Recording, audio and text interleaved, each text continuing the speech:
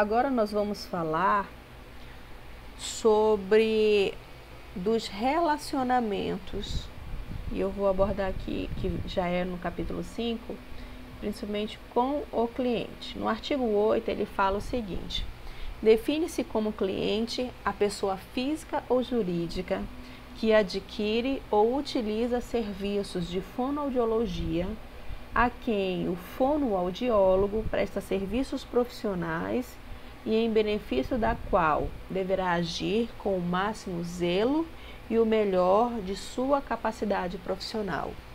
Então, quem é esse cliente? Esse cliente, ele vai ser o nosso paciente, ou então aquela empresa, aquele profissional que contrata os nossos serviços. Por exemplo, se eu atendo num consultório, o meu cliente vai ser o meu paciente, que eu vou atender ali conforme a necessidade dele, tá? Se eu sou contratado por uma clínica, não como CLT, como carteira assinada, então o meu cliente vai ser também esta empresa que me contratou, assim como os meus pacientes que eu vou atender naquele local. Então, o código de ética, ele não chama de paciente, ele trata em uma relação estritamente profissional os nossos atendimentos, e é assim que também nós temos que ver. É claro que, dependendo da situação, por exemplo, uma criança, ou um atendimento clínico, se for um atendimento hospitalar, normalmente nós chamamos de paciente, né? O nosso paciente. Mas se você quiser também chamá-lo como cliente, esse é o título que o Código de Ética refere a quem recebe os nossos serviços de fonoaudiologia, ok? E no artigo 9, ele fala sobre, consistem em direitos do fonoaudiólogo na relação com o cliente. Primeiro, contratualizar regras de atendimento de acordo com a legislação vigente. É claro, quantidades de atendimento, tempo de cada atendimento, os procedimentos que vão ser realizados, sempre deixar tudo muito claro com o paciente, o valor que vai ser cobrado, como é que você cobra, se você cobra por hora ou por sessão, se você cobra por procedimento, tudo isso você precisa alinhar com o seu paciente, ok? Se é um atendimento particular, você faz um contrato com esse paciente, estabelecendo os valores, os dias de atendimento, a quantidade de sessões, o que o paciente precisa colaborar para que a reabilitação seja realizada de forma adequada, ok? Então, isso tudo são regras de atendimento que você vai estabelecer na relação com o teu cliente, ok? Interromper o atendimento desde que por motivo justificado. Ou seja, você pode interromper um atendimento? Claro que pode, né? Pode ser por motivos de força maior ou pessoais seus, por exemplo, vai mudar de cidade, vai mudar de local e esse paciente não tem como te acompanhar, então você precisa ter uma justificativa para interromper esse atendimento com esse cliente. Às vezes, gente, até numa situação o paciente falta muito, não respeita os horários de atendimento, não paga em dia a parte de contratação do serviço, é desrespeitoso com você. Então, isso são fatores que você pode também associá-los de uma forma ética e moral e realizar, né, a interrupção do atendimento baseado nisso. Por quê? Porque senão isso vai te desgastar, vai prejudicar o atendimento do paciente e pode também fazer com que prejudique o teu fazer fonoaudiológico mediante disso, tá? Mas é claro que sempre tem que ter motivo justificado. Não pode ser por birra ou por coisas desnecessárias, ok? Aí no artigo 10, constituem deveres do fonoaudiólogo na relação com o cliente, registrar em prontuário todos os atendimentos e procedimentos fonoaudiológicos, assim como faltas justificadas ou não e desistência. Quando você inicia um atendimento fonoaudiológico junto ao seu cliente, você precisa registrar em prontuário. Fazer um prontuário para ele com o nome, idade, pode colocar números de documentos, aí você vai estabelecer ali o motivo do atendimento e vai fazer uma descrição desse trabalho por cada sessão. Você precisa fazer isso, mesmo que o seu atendimento seja atendimentos profissionais com, por exemplo, você trabalha a qualidade vocal em profissionais da voz, você trabalha comunicação em oratória com empresários. Isso não importa o que você vai estar fazendo, mas você precisa ter um registro de um prontuário de todos esses atendimentos e dos procedimentos que você realiza em fonoaudiologia. E aí você vai detalhar o que aconteceu em cada atendimento, até mesmo as faltas ou as desistências caso ocorram, ok? Atender sem estabelecer discriminações de ordem política, social, econômica, cultural, religiosa, étnica, racial, identidade de gênero ou de qualquer outra natureza, independente se for público ou privado.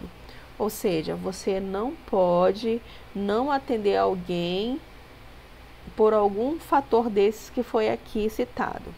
Por exemplo, de repente você não quer atender uma pessoa,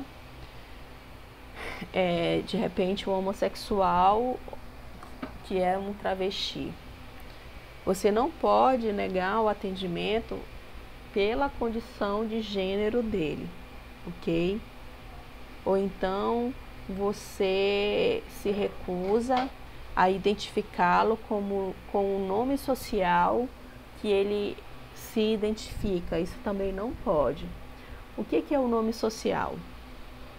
A gente sabe que nós temos um registro de nascimento, né? Todos nós, quando nascemos, a gente é obrigado a se registrar junto a um cartório e os nossos pais nos dão um nome, tá?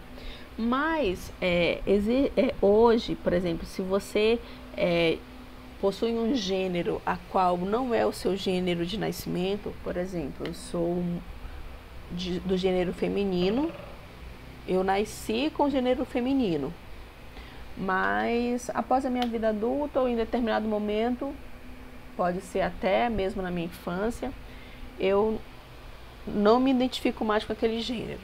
Para mim, eu sou um homem, um exemplo. O meu gênero é masculino. Então, eu troco o meu nome da minha identidade RG e eu, em vez de eu querer ser chamada de Iona, eu quero ser chamado de Marcelo. Então, o Marcelo passa a ser a minha identidade de gênero, tá? O meu nome social. E eu preciso ser respeitado nisso. É um direito meu enquanto cidadão no Brasil ou no mundo. Então, o profissional, ele não pode, se a pessoa diz para ele, olha, eu gostaria de ser chamado pelo nome fulano de tal, esse é meu nome social, o profissional não pode se recusar a chamá-lo pelo nome social. Inclusive, ele pode ser processado por discriminação de identidade de gênero, se essa pessoa se sentir ofendida. Então, a gente precisa atender sem discriminação, sem preconceito.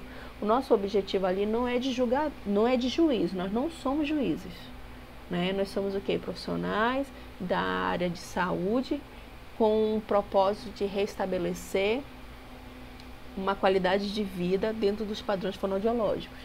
Então, a gente tem que atender o nosso paciente sempre com muito respeito e aceitá-lo da forma como ele quer ser aceito, ok? Vamos mais aqui para frente. Informar ao cliente sua qualificação profissional, suas responsabilidades, atribuições e funções quando solicitado. né? Por exemplo, eu realizo na clínica CEDOF exames auditivos e de avaliação do equilíbrio, né? Então, quando o cliente entra na minha sala, eu falo o meu nome para ele e na maioria das vezes eu digo, olha, eu sou fonoaudióloga, vou estar realizando procedimento tal com o senhor, lá, faço a minha apresentação. Em outros momentos, às vezes eu não faço, né? Eu só converso com o paciente, digo o meu nome, peço para ele sentar na maca para a gente realizar o procedimento. E aí ele me pergunta, você é médica? Você é técnica?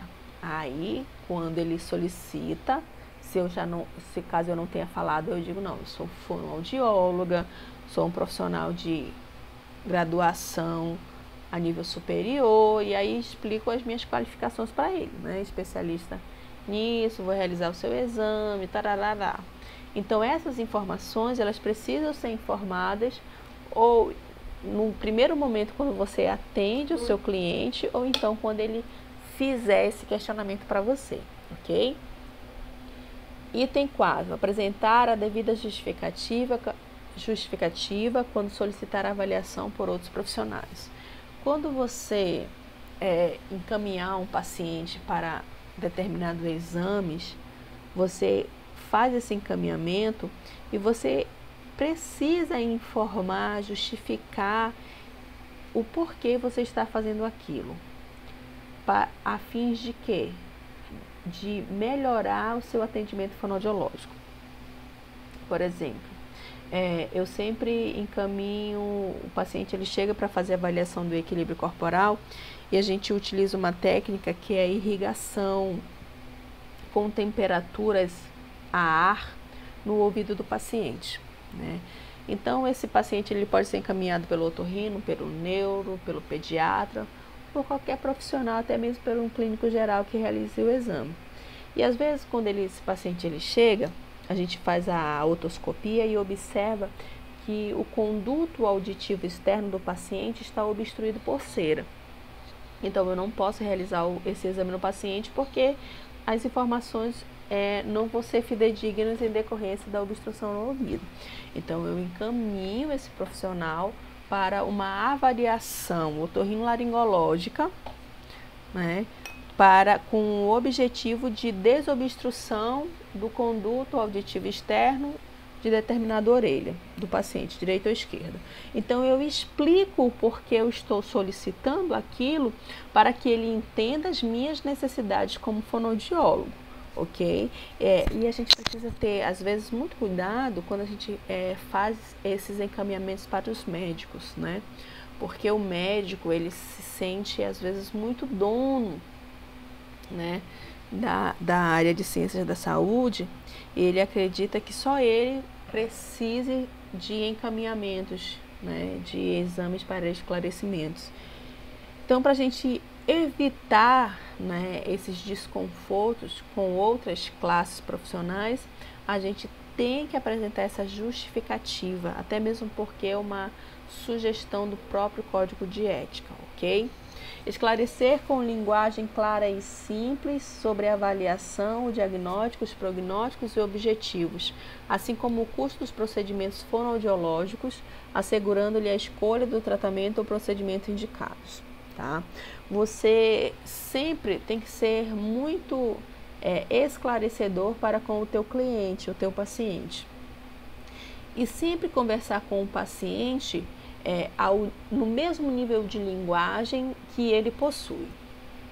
Se é uma pessoa mais humilde, se é uma pessoa com o teor acadêmico baixo, sem escolaridade, você não vai usar termos técnicos para com esse cliente, porque ele não vai entender do que você está falando. E aí não se dá uma comunicação direta com o paciente. Então, você sempre tem que ser claro com ele, falar de uma forma que o teu paciente entenda. Agora, é claro que você também não vai usar termos simplórios com um paciente que possui um nível intelectual a nível de doutor, a nível de especialista. Você vai utilizar termos adequados para utilizar com esse indivíduo. Então, o objetivo é ser claro com o teu paciente. E aí, na conversa com esse paciente, você vai observando o teor acadêmico dele e você vai conseguindo se comunicar no mesmo nível desse paciente, ok? Informar em linguagem clara a mesma coisa. Esclarecer apropriadamente sobre os riscos, as influências sociais e ambientais dos transtornos fonoaudiológicos e a evolução do quadro clínico, mostrando os prejuízos de uma possível interrupção do tratamento, a possibilitar que o paciente escolha continuar ou não o atendimento. Né? Essas regras aqui, gente, elas precisam ser muito esclarecidas, principalmente no primeiro atendimento. Tá? Deixar claro que uma sessão, um só momento, não é, dependendo da terapia que tu vai fazer, não é o suficiente. Que a terapia, ela requer o quê? Um condicionamento, uma quantidade de sessões para se restabelecer o que está com função equivocada, tá? Então, isso tem que ser dito e deixado sempre bem claro para o paciente. Elaborar relatórios, resultados de exames, parecer e laudos fonoaudiológicos para o cliente ou seu representante legal, inclusive nos casos de encaminhamento ou transferência com fins de continuidade de tratamento ou serviço na alta ou por simples desistência. Né? Para você elaborar o relatório, você precisa ter o prontuário do paciente. Né? Se você já tem um prontuário ali, já todo pré-estabelecido, se você faz a lição de casa certo, quando você, na emissão do relatório, nos resultados finais do teu tratamento, você precisa entregar um relatório para esse teu cliente, né, do que foi feito para que ele tenha uma alta ou não, ou possa continuar em um outro momento com um outro profissional esse tratamento ou serviço, ok? Fornecer sempre os resultados de exames, pareceres e laudos fonoaudiológicos para o cliente ou representante legal quando solicitados. Na realidade, mesmo que o paciente não exija, você tem por obrigação emitir o resultado dos teus exames, dos teus atendimentos. Isso é uma obrigação de cada profissional.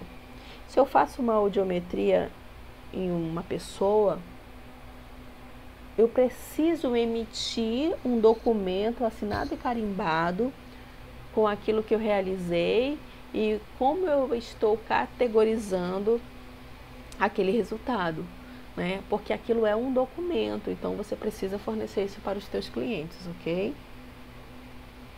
Permitir o acesso do responsável, representante, durante o procedimento fonoaudiológico, salvo quando sua presença comprometer a realização do teste.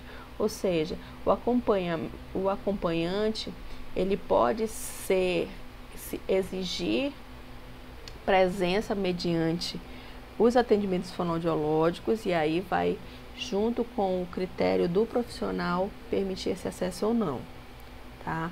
Porque, por exemplo, às vezes, numa terapia com crianças, a presença da mãe, do pai, ela pode prejudicar o andamento da realização da terapia. Né? Então, isso você vai sempre resolver em comum acordo com esse representante, esse responsável legal do teu paciente, para que, se houver a necessidade, ele se sentir nessa necessidade, está presente durante os procedimentos, ok? Principalmente, você pode ter um espelho espião, você pode ter uma câmera ali que o responsável esteja acessando, tá? Então, é muito importante estabelecer essa comunicação com o teu cliente. Permitir o acesso do cliente ou representante ao prontuário, relatório, laudo, de modo a fornecer a explicação necessária e a compreensão, mesmo quando o serviço for contratado por terceiros, ou seja, ter acesso aos representantes legais do teu paciente sobre esses relatórios, sobre o exame, ok? Para que se tenha uma compreensão do que você está fazendo. Então, essa pessoa ela pode pedir, ela tem o direito também de saber. Encaminhar o cliente a outros profissionais sempre que for necessário, ou seja, trabalhar com uma equipe multidisciplinar, né? Se tu está precisando de um fisioterapeuta, encaminha o teu cliente para o fisioterapeuta. Se ele está precisando de um acompanhamento psicológico, encaminha para o psicólogo, né? Não se prende ali achando que tu vai resolver o problema do paciente, sendo que precisa de outras abordagens e outros tratamentos juntamente com aquilo, tá? E o último, preservar a privacidade do atendimento, impedindo a presença ou interferência de pessoas alheias, a não ser em caso de supervisão, estágio ou observação com a anuência do cliente ou de seus responsáveis legais. O cliente, ele tem o direito de, no momento da avaliação, da sessão, ele ter um acompanhante de sua escolha, tá? Mas o fonoaudiólogo, ele tem que preservar a privacidade do atendimento desse paciente. O que isso significa dizer? Pessoas alheias àquele paciente. De repente, uma visita do fonoaudiólogo, ou então a secretária que entra e sai, ou está lá na sua sala, ou entra e fica observando o atendimento. Não pode acontecer esse tipo de interferências durante o atendimento, a não ser que seja um estágio, uma supervisão ou mesmo um profissional acompanhando, mas que deve ser autorizado pelo teu paciente. Se o teu paciente permitir que ele seja acompanhado por um estagiário, por um outro profissional, seja observado por um grupo de pessoas ou uma pessoa, ele precisa estar em concordância com isso, tá? Ele não pode ser surpreendido com algo que ele não saiba. Então, sempre ter muito cuidado com as tratativas do nosso paciente, ok? No que diz nos seus direitos de preservação à privacidade do atendimento.